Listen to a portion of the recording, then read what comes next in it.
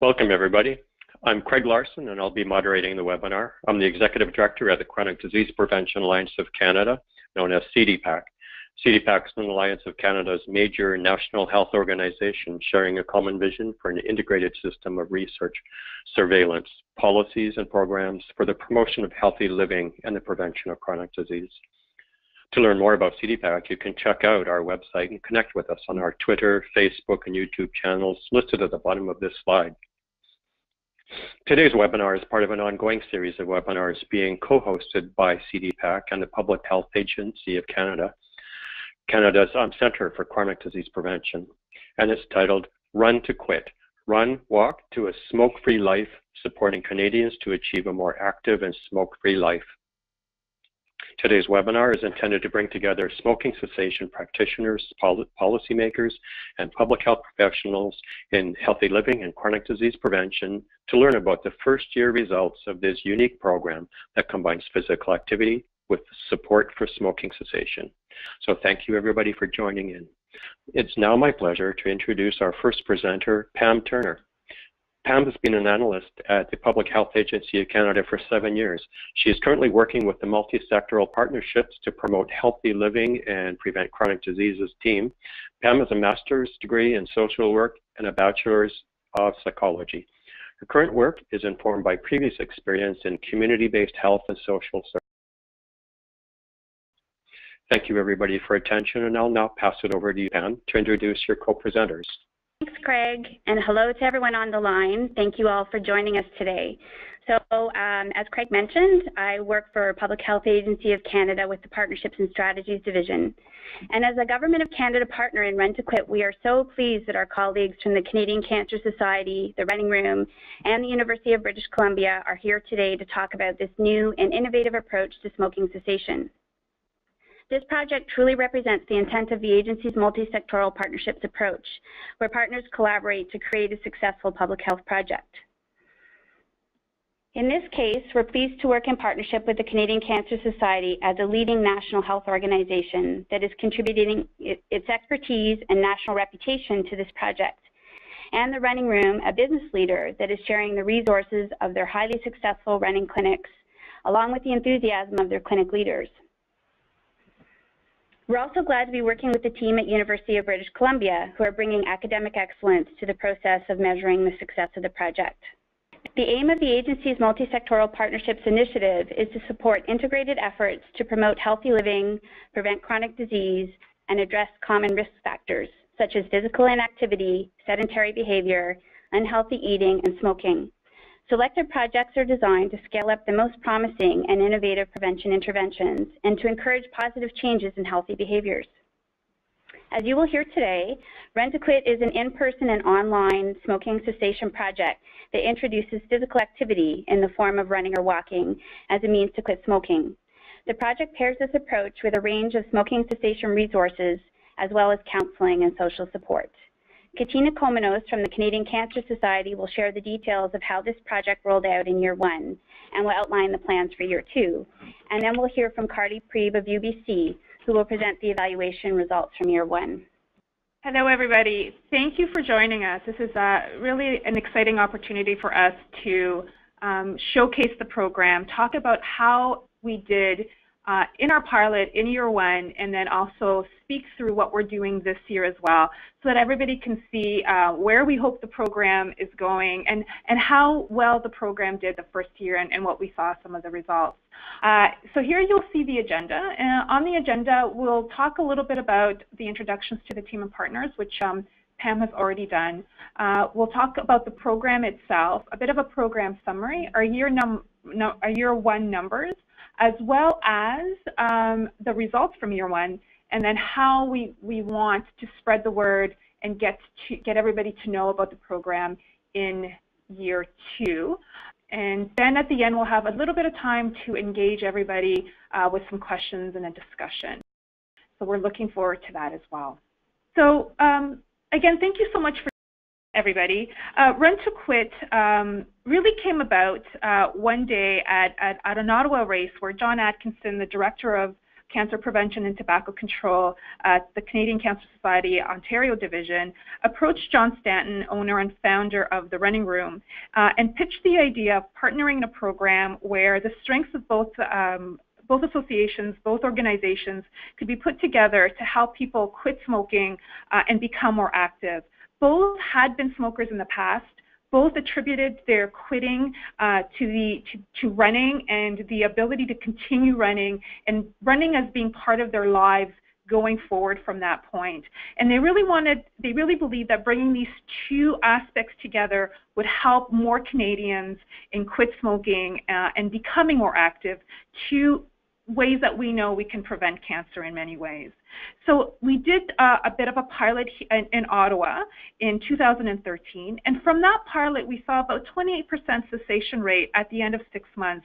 So people, after having taken a 10-week program, 6 months later, had actually 28% of them had quit smoking and had stayed smoking for 30 days at the end of those 6 months. So in thinking that this is a great model, we then took it to the to Public Health Agency of Canada for us to see if we could scale it up, and this is what we're doing. So at the end of the day, Run to Quit really aims to help participants quit smoking while learning to walk or run up to 5 kilometers. And as Pam has already mentioned, it is a partnership of the Canadian Cancer Society and the Running Room Incorporated. The evaluation of the program is being done by the University of British Columbia. We do have an official quit partner or a sponsor, in Nicorette or Nicoderm or McNeil as well, and funding in part by the Health Agency of Canada. So why Run to Quit? I'm not going to preach reasons why we want people to quit smoking or why we want them to become more active, but we do know that walking and running can help people cope with the discomforts of craving while cutting down and quitting smoking. Reason 2 would be that smoking has been correlated to low activity levels, and the idea is that the two, low physical activity levels and high smoking levels, go hand in hand. So by increasing physical activity, we're hoping that smokers will want to decrease or cut out smoking, and it becomes a lifestyle change for them. And reason number 3 is it works, and we'll see a little later that it does. It worked in the pilot and it worked in year 1. The picture that you see in front of you right now is of Louise Wagner. She is a Run to Quit participant from Chilliwack, British Columbia. She had identified herself as somebody who was smoking her entire life. And her biggest fear was that quitting smoking would make her frantic, emotionally out of control. And these are her words. She used running to overcome her cravings. She is now smoke-free. She completed the 10-week program, and she did the online version, and we'll talk a little bit about the different streams in a few slides. She did run her first K, and then she actually completed a half marathon in late fall, I believe. So Louise is one of our success stories, and we'll see a few more of the results as we go along. And we totally believe that this can be the result, or this can be a reality for many of our participants who quit smoking. So again, a few lifestyle changes. And as we're going through the slides, you'll see a lot of the same types of slides or presentations or printed materials that we're showing the public as well as healthcare professionals, where we believe that there are so many benefits to Run to Quit, not just quitting smoking, not just taking up not running, but it's a true lifestyle change that helps with people's emotional, physical, and mental health as well. And as I mentioned a little bit earlier, we do have an expansion plan. Run to Quit was made to run over 3 years. The evaluation itself will run over 4 years, so that we can tabulate and calculate all year 3 results and in full to understand what truly is the result or the social return on investment as well of this program for the Public Health Agency of Canada. In year 1, you'll see some of our actual results in red. We present the program to participants in a few ways. Our biggest way that we do present it to participants are the in-person clinics or the in-person training programs, where somebody signs up through the Running Room. They are in store for 10 weeks, and they are trained and they work through together as a group how to quit smoking. and then also how to learn to walk or run up to 5 kilometers.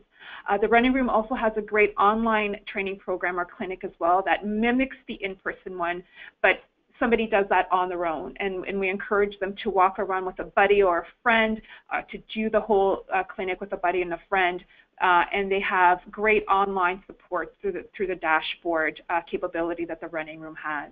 But we also do have the Run to Quit and Win contest, and the contest is where people can do it on their own. Maybe they just want to quit on their own. Maybe they have their own way of quitting. Maybe they've already started quitting and they just want to keep the momentum going. For whatever reason, that is a possibility as well. But we also want to make sure that as people are going through the program, there is a run-walk event at the end of it. So as part of the program, we will organize walk-run events that we call break-free events, and I'll show those to you a little bit later as well. So last year, we had 21 locations for in-person clinics. Online clinics were happening nationally across the country. Quit and Win contest, you could participate regardless of where you were in Canada. And the participant numbers that we had 185 people sign up for the in-person training program, 74 for the online, 815 for the contest itself, and we had about 200 people at our one race event last year. We're scaling this up in year 2. We're going to 50 stores, 50 running room stores across Canada. We're in every single province. We're, again, nationally and the Quit and Win contest, and we're going to have 4 race events this year. And next year, it's going to be our biggest year with all the running room stores, 110 of them involved. Again, online clinics or training programs across the country, as well as the Quit contest, and 8 events across the country as well. And in green is what you see as our hope, what we project to achieve in terms of participation. So it definitely is a scalable program, and we really do want to encourage participants to try it out and work through it. And I'll give you a bit of an overview of how to participate in Run to Quit. So Run to Quit, it is an online program. You go onto our website that is fully accessible, both mobile and stationary. You can see how the program works, learn about the program. We have participant tools for the program, a lot of support, how to find a 5K. We really talk about how this is for everybody, regardless of the fitness level, regardless of how much you smoke, whether you want to walk or run. We do encourage people to come onto the site and to participate. This year for Run to Quit, we have 3 sessions. There's a fall session, a winter session, and spring session. And we've broken down the program a little bit. What we're saying is register by a certain date for one of these sessions, quit for 5 weeks, and you are eligible to win $1,000. Now, we want you to go that extra step. We either want you to stay smoke-free, and let's say you did, or you tried to quit in fall, or you tried to quit in winter, you can again try to quit in spring. We do want you to keep trying, and we do want to encourage participants to not only do the contest, but try the online program or try the in-person program, walk or run a 5-kilometer event, and then we've got larger prizes. Our biggest session, however, is the spring session. That is where all the in-person group training programs will be. The fall and winter sessions have the contest option as well as the online program option as well. We understand that there are setbacks, and we encourage people to try to quit again if for the first time that it didn't work for them. And as we go through, we do offer people with quite a bit of support. Again, we're everywhere in Canada, this year in every province, in 50 stores, and the virtual or the contest or the do-it-yourself option are everywhere. I'll go a little bit into more detail about the ways to join. There are 2 ways to join the program, the do-it-yourself or the contest option, which is free, and there is the 10-week training programs. And again, the in-store training programs where there is a coach and people come in once a week, and we talk through both how to quit smoking and then how to learn to safely and properly run or walk up to 5 kilometers. We want everybody to not only understand the nutrition behind it, the mechanics behind it, to stay free of any injuries, So there's quite a lot that goes into that support, and the virtual program offers the same support with a live virtual coach that is interactive with the participants. Regardless of the stream in which way they join, all participants will receive quit smoking support from the Canadian Cancer Society. We have our One Step at a Time guidebook for both the smoker or the buddy of a smoker. Everyone across the country, regardless of what stream they participate in or register for, will either receive a phone call or an email from one of the quit lines across the country. They do receive $10 coupons for Nicorette or Nicoderm gum from McNeil, Johnson & Johnson. And the running room has free run club nights. So whether they have registered for the in-store, the virtual, or the do-it-yourself option, they can show up on a Wednesday night or a Sunday morning at any of the running room stores and attend a free run club. And all of the running room stores are familiar with the program. So if somebody were to walk up to them and say, you know, I'm having trouble potentially with my 2-minute, 3-minute run this week, can I get some help? There will be coaches there that can help them that would do the Learn to Run program. A little bit more detail in the support. The in-person training program, there are weekly coaches that support on both cessation and run topics. The group is there, and we found in year one that the group does really help each other and share stories and ways to quit and what's working, what's not. They do receive weekly emails from their coach, and they do receive a quit kit at the beginning of the program, and this includes the One Step at a Time guide, some sheets to help them through potentially nutrition facts, a water bottle, a stress ball, a sample of Nicorette gum, and that's available to them for the in-person.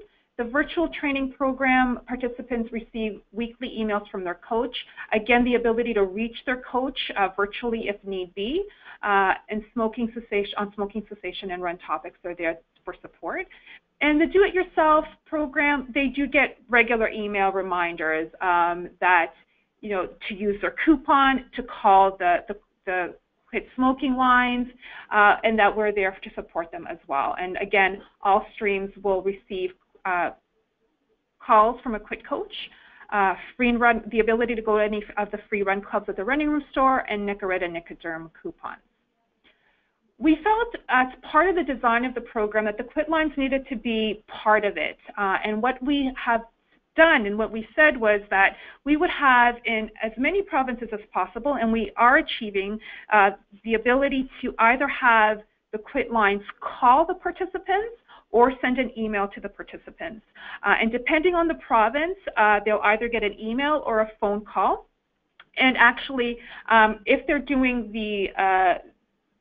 they can actually opt in and out of this as well after that first call if they don't want any more phone calls or if they want to use them. And we felt that this was very important because smokers can double their chances of quitting by using a quit line. We feel that it's an important element of the program, and it also helps our coaches with the running room as well because it allows the quit lines to be a support for them. Is there a question that they didn't quite understand? Is there a question from the group about perhaps setbacks or triggers that they needed more information on? The quit line is there for them for that purpose as well. And as mentioned a little bit earlier, we do have break-free 5K events, and these are the specific events for the program. Last year it was only in Toronto, and they're called break-free 5K because we really wanted to not just make it about quitting. Quitting smoking rather. We wanted, yes, to celebrate the people and the participants who completed the program, but we also wanted to make it about being active as part of a lifestyle change, something that you do with your family, something that's playful, something that, you know, helps take you above and beyond just the running and the walking. It's good family time. So the break-free 5Ks aren't just 5-kilometer run walks. Yes, there is a trail of 5 kilometers and you can walk it and run it, but there's also these tangent little obstacle courses that were great for children. Last year we had a few things like bowling the cigarettes down, water guns, bouncy castles, just to show that, yes, go out, run, walk, but having fun or play is also a way of being active, and to also encourage and talk about ways in preventing cancer as well, whether it's staying active or quitting smoking, all part of the themes. This year we're in Toronto, Vancouver, Ottawa, and Edmonton. Next year we'll have 8 locations. But regardless of where the running room stores are, where the participants are, every single participant is encouraged to sign up for a 5K event. And it can be a larger event. They can walk it, they can run it. But to win the larger prizes, we do ask that they show that they have registered and completed 5 kilometers, because that to us is a big part of the program as well. Not only are they quitting smoking, not only are they learning to walk and run up to 5 kilometers, but we want them to have that celebration that they've achieved it, and potentially, you know, be inspired to continue with that as they carry on with their life. So that in a whole is a bit of a summary of what the program is about and how we're running it this year and how it's being scaled up. Now we're going to talk a little bit about how year 1 went. What do we do for year 1? In year 1, we only had one time to register and participate. It was only a spring event. We concentrated on 3 ways to join, the same as last year, and we really wanted to make it about, you know, run, quit, and win. And we've learned a lot from this marketing dynamic, but I did want to show you, you know, potentially how we've evolved, as I'll show you some of the marketing dynamics a little bit later in the slides deck. To give you an idea of our final numbers, we had 74 for our virtual program or online program, 185 people signed up for our in-store program, and 815 wanting to do it themselves, the commit to quit or the do-it-yourself option. And then you'll see how the different stores were distributed across the country. And last year we were not in every single province in the in-store option, but you can see where they were here. We were in Alberta, we were in Ontario, in Quebec, in Nova Scotia, and in Newfoundland. And again, this year we're in all, and also British Columbia, and then this year we're in every single province. What we saw last year is we did get participation and registration in all the streams we wanted. We got what we saw in terms of the distribution of those. We knew that the contest would have more registration. We hope that the virtual and the in-store program would have the same amount of registration, but we saw a difference there. And what came out of this as well was a very robust evaluation process that Carly will talk about going forward. And then I'll come back to summarize a little bit about that and tell you where it is that we're going in year 2. Carly, it's all yours.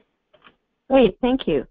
So I will just start by showing what's called a logic model. And I know there's a lot going on here, and I really don't want to get into all the details. I mostly just want to present it to give you an idea of, as the evaluation team, what we are thinking about. And we're not only interested in these activities, so we know that there's lots going on. There's the weekly run sessions for the in-person program. There's the coaching and the smoking and smoking cessation support at those sessions, as well as the run coaching itself. And then, of course, we have some materials. There's a 1 step at a time booklet, the quit lines involvement. So we have all these activities, but we're not just interested in then the outcomes that I'll be showing today, like the activity and the smoking, and of course, you know, long-term, how that relates to health. But we also, as a team, looking at the program, we want to understand what works. What are the potential moderators? So those are kind of those things that might strengthen the program. The group, we know, is a huge aspect of that. There's the leader, there's the cohesion, or the kind of the stick-togetherness amongst the group and how people feel if they belong or not, and the norm. And there's also all sorts of other things in the middle that I'll very briefly touch on as we go through, but really we won't go into tons and tons of detail. But what I want to get at here is the idea that, you know, there's this often in interventions, this black box in the middle where we have activities and we have these health outcomes. And not only do we want to understand those, and those are important, but also what creates those, so that as we evolve the program, we can ideally target the right things and tweak the things that we need to make it more effective.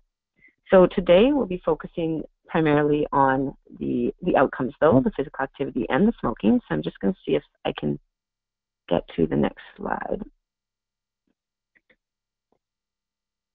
All right, perfect. So again, those are the things I'll focus on in this presentation because we all want to know, did it work? But again, there's a whole layer that we won't necessarily get into a ton of detail on. So as we go forward, again, looking at sort of what we're going to cover today, I wanted to give you a sense of how we gathered the data that we did. So I'm going to show you just a little bit about our procedures. We have a survey that we administered at week 1, which was baseline in the program. Week 3, which kind of was a midpoint. I know it's not midway, but we had reasons for doing it then. And week 10 at the end. We also had these smokalizer devices. So if you've never used a smokalizer, it really works a lot like a breathalyzer. You breathe into it, and you get a reading of your carbon monoxide levels in your body. And we used often ppm. And so it really was a sense of how much really these people had in their blood. Now, it doesn't mean that it's only about smoking, but it's an indicator of smoking. And typically those levels are high if you're smoking a lot, and they're low if you're not. And most of us day to day, we will still have a little bit in our body, in our blood, but we often won't see the high levels that a daily or a really regular smoker would see. Then we had coaches keep a log weekly to just help us to understand the actual implementation, how things were going, what we could improve upon. We also wanted to get attendance. And we interviewed participants. So we interviewed as many as we possibly could at the end of program and at 6 months, and I'll go into those exact details. But before I do, a really important point is that the Running Room and the Canadian Cancer Society were heavily involved in this. So we had tons and tons of support from them in the intervention. And you've already heard that this was a partnership, and we truly felt that certainly from our end as well, with people being involved. Now, the next thing I just want to go on to is how we really kind of saw the breakdown of participant demographics. We saw daily smokers was the strong majority in our in-person groups. In store training programs, we didn't see that necessarily in the commit to quit. And part of that could also be that some of them may have quit before signing up for the contest, whereas in the in-person program, that was the case for a few, but many were using the program as their way of quitting. And then there's the virtual training program, again, with fairly high rates of daily smokers. The other options could be an occasional smoker or again, have already quit. Majority are female. We saw kind of those middle years age group, 40 to 60 for our in-person program. And you can see a few of the socioeconomic factors there in terms of most of them owning a house versus renting. And just to give us a little bit of sense of who these people are, it was a little different for the Commit to Quit program, which is interesting as that was the free option. So, you know, we always want to understand what some barriers might be, if cost was a barrier or not, and that might just give us a little sense of that. At the same time, we do know, and we did try to reach people and promote really the cost benefit of this program and try to encourage them to see it as a real savings if they could quit, as we know smoking is expensive. So that was one angle, and there were many other angles that we took in the advertising, and really from our end at UBC, we just wanted to get a sense of how people heard about the program, and really just at the very surface level, just see what brought them towards the program. And you can see I highlighted a few differences just based on the kind of program, the stream, where they heard about it. We know family and friends is really influential for the in-person, which is interesting and kind of promising in that it was the first year. So if anything, we're hoping that word of mouth really improves as this program evolves. When we look at the in-person, which is what I'm going to focus on for the results going forward, just because it was the most potent and we don't have time to cover everything today, I'm going to focus on that in-person group and really look at the differences we made there. So these are our flow of participants through that in-person program in year one. We had a 42% attrition rate, which is not uncommon for an activity program. Even, you know, a regular running room clinic might see this kind of around midpoint, people dropping off a bit. And so I just want to highlight sort of for what I'm going to show coming forward, how many people we were able to reach. So almost everyone at week one, and then it dropped off a bit. But we are quite happy, even at 6 months, we still got a hold of just over a half. And that's fairly good when you're trying to gather these participants and kind of get back in touch with them 6 months later.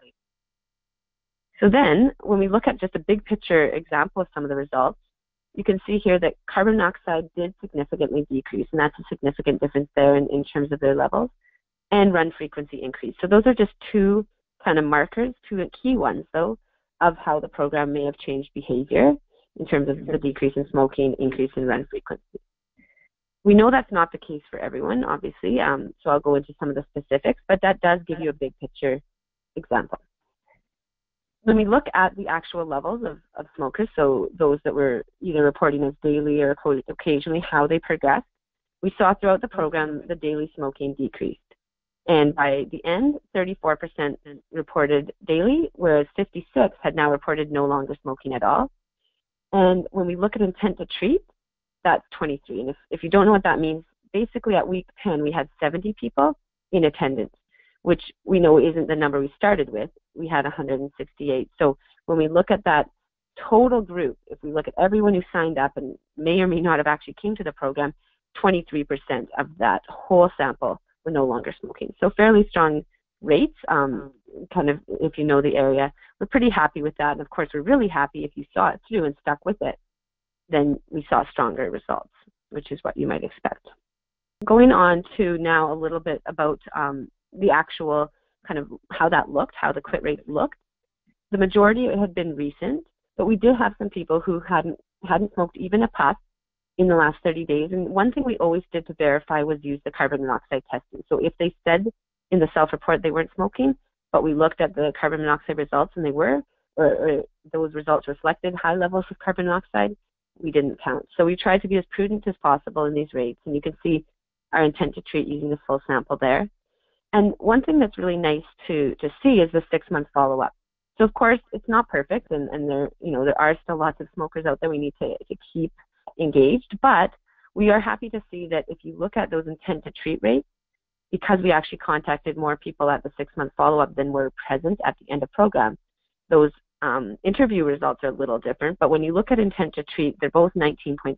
So the idea there is we're seeing about the same rate of people no longer smoking 6 months later. And some of them hadn't had a puff since 6 months ago during quit week, which once you get to that point, 6 months, that's pretty promising.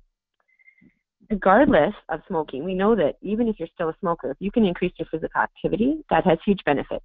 So we do have some positive results in activity as well. The run frequency increased. So really at the start, 0.27, the average was not really very experienced runners at all. And that increased to about 1 to 2 times a week for most of them. Also, we measured their overall activity, just to get a sense of how active they were. And we saw that definitely increased, quite a lot actually. And the main area that we saw increase when we looked at the actual activity behaviors was this leisure time kind of specific exercise that would fit really well with the running, and that's what was making the difference for them. And at 6 months, we saw fairly strong maintenance of this. So the overall activity minutes was very similar. The run frequency actually looks like it goes up, but keep in mind that was only for those who are still running. So you can't necessarily make a direct comparison there, but we do know that it was really positive to see quite a few people who were still running were actually getting better at it and doing it more often than they even were at the end of program, which in activity, we often see 6 months is a real kind of make it or break it time, and lots of people drop off. We saw that 24% were actually still doing that running and activity at the running room, which is a great thing. There's free walk runs on Wednesdays and Sundays, and lots of people were taking advantage of that, doing additional clinics and staying involved, which is really important for the maintenance. Now, those are the main outcomes and the things we're primarily concerned about, the activity and the smoking. But I want to go into a little bit of some of those mechanisms, as well as some extra kind of bonus results. So first off, confidence. You know that confidence, or efficacy, we call it in the behavior change world, it influences our behavior. So we were really happy to see that the program seemed to affect it. From baseline to week 3, so that first 3-week window, we did see confidence increase in 3 areas: the quitting, the running, and to do both together, which is a daunting task, to quit smoking and run at the same time. And we saw significant increases as they went through those first 3 weeks. And that was their confidence to do it by the end of the program. We also saw an identity shift, and this is, I think, something that really might be a key component to the program, where people saw themselves initially as smokers, and they really, they didn't see themselves as an active individual. And by the end, that flipped. So suddenly they were wearing the spandex, drinking the water bottles, doing the stretches, hanging out at running rooms, which is not somewhere they, probably were very comfortable initially, but they really felt a part of that running culture. And for a smoker to have a way to change their identity is really, really, I think, important. mental health, mental health was also something we saw change, measured by something called the SF-12. We saw that their physical reports of their overall health changed, as well as the reports of their stress and other mental health variables. So that was helpful to see. And we saw open-ended responses that also supported that. So people said, yes, I felt better overall, I have more energy, my mood is better, and we know activity can help with our moods and our mental well-being, and we know smoking can negatively affect. So it's kind of like an all-in-one here, where you're getting activity, smoking, and some mental health benefits. We did a really thorough, open-ended, qualitative evaluation as well, and I don't have time to get into all those responses, but just to give you a little sense, a little sample of some of the quotes and things that participants were saying. And again, this isn't everyone, but we did see people who really had a life change because of this program. So people who wanted to quit and now did, or people who just really wanted to have that goal and something that would help them get there. And, you know, the last quote there, you changed my life. And we really did see that for some people who were really tied to smoking. It was finally a chance to literally break free of that. So really positive results. Keeping in mind there is still lots of room for improvement, but I think a key highlight here is that it's the people who stuck with it. So of those who stuck with the program, that's who we saw the biggest change in. So 100% of those who stuck with the program would recommend that program to a friend. 97% said it was beneficial or very beneficial in increasing their activity. 92% said they actually reduced their smoking. 91% said they reduced their smoking, and that 92% it helped. And again, 51 of those who were actually there at the end had quit, which is really exciting. So if we can get people to stick with it, it's a very effective program. Of course, there are areas to improve, and so our kind of take-home and next step is to look at some ways to do that. And I won't get into the nitty-gritty details, but just to give you some background in the way that we work as a partnership, we are now making these recommendations to do some various things, which are then going to be implemented year 2. So we already are integrating the curriculum, making the running and the smoking components a little bit more streamlined, make it easier for the coaches. We've heard that we coach some of the runners and walkers wanted a little slower progression. There's lots of walkers out there who could benefit from the program, so we want to try to get those people in and keep people in, even if they're not successful. Try to encourage them to come back. We want to talk to people like many of you, health professionals. We want to really work with the quit lines. We want to just strengthen those relationships to get more referrals, work together, help these people quit. And then the community of the running room really helped. So those groups were really a strong component of the success in those who stuck with it. So we just want to continue to foster that community and that real feel of belonging to something, and again, becoming sort of a runner, an active person versus a smoker. So that's our year 1 results. That's sort of where we're going. And again, it's been really a partnership. And so I will turn it back to Katina to summarize, and then of course I'm happy to answer questions at the end. Wonderful. Thank you so much, Carly. As Carly said, we did learn a lot from our year 1. We learned a lot from the pilot. We learned a lot from year 1. In year 2, some of the things that we learned were that we really needed to increase our reach. We not only had the evaluation of the current participants that we were working with, but we also started doing some quality checks and some evaluations of the program outside of our participants, trying to understand through focus groups who heard about the program, who hadn't, reached out to databases that we had from partners across the country who might have run quit contests in the last few years, and to ask those participants through focus groups and surveys how they would feel about a program such as Run to Quit. What would deter them? What would the opportunities be? How could we really make this program better? And a few of the things that we learned over the course of doing all of that was that we really needed to expand our media reach. People wanted to hear about this not only from sources, but they wanted to hear from their workplaces. They wanted to hear from their doctor's offices or their dentists. They wanted to understand how that somebody knew about this program and would actually recommend it to them. We really understood that potentially running might have been a deterrent last year for some people to register or participate. So really working on encompassing the message of walking and everything that we do, that you do not have to be an athlete, and lean on many of the participant stories, the real stories, the success stories from year one to help motivate the people. We also learned through all of that, not only from our participants, but we also learned from the focus groups that we did and the surveys that we did as well, that people are very motivated in two different ways, intrinsic and extrinsic motivation. Some people really think and they want to win that car and they want to win some cash prizes. But for the most part, especially for the people that were in the in-person training programs, we found that their motivations are really around their health, their families, doing something good, changing their lifestyle. So we really wanted, going into year two, to have all of that reflected.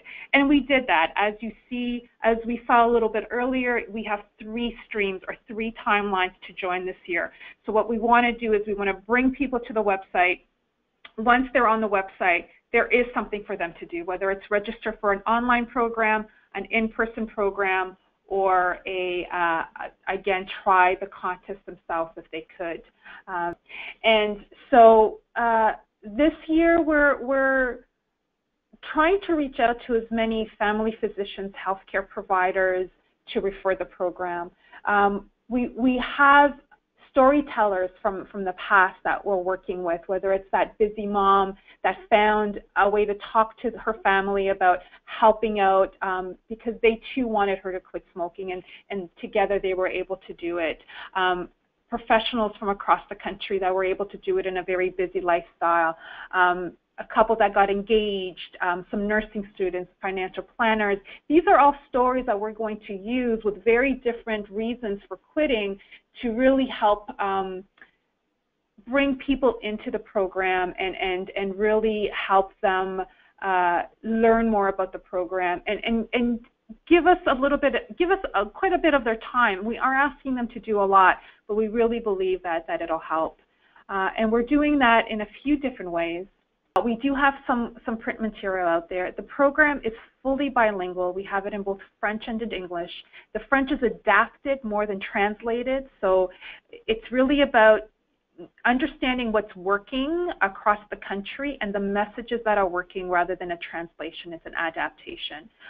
So as you see here, we're working around the coaches that were part of the program and their story, reasons why certain participants quit last year. Maybe it's the car and the cash prizes that motivate people. Maybe it's just hearing that you can do it, we can help, we have stories, we know that we can do it.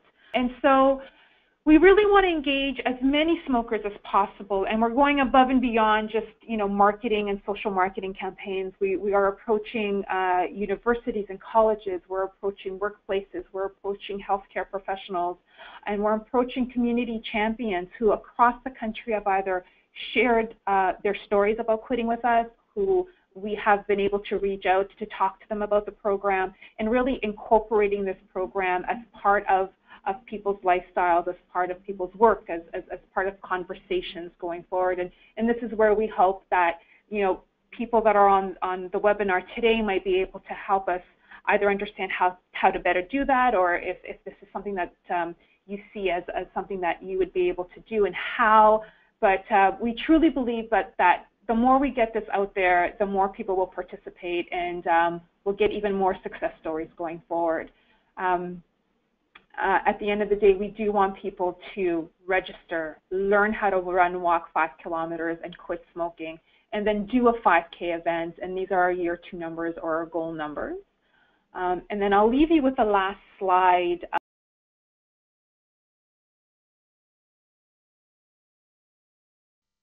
Say thank you very much to our presenters. I want to do a special thanks to the audience as well for your attention, your interest, your questions. We're really glad you joined us today. This is a continuing webinar series, so please do keep your eyes peeled for upcoming events, and we do hope you'll join us again. So thank you, everybody. Goodbye, and have a great afternoon.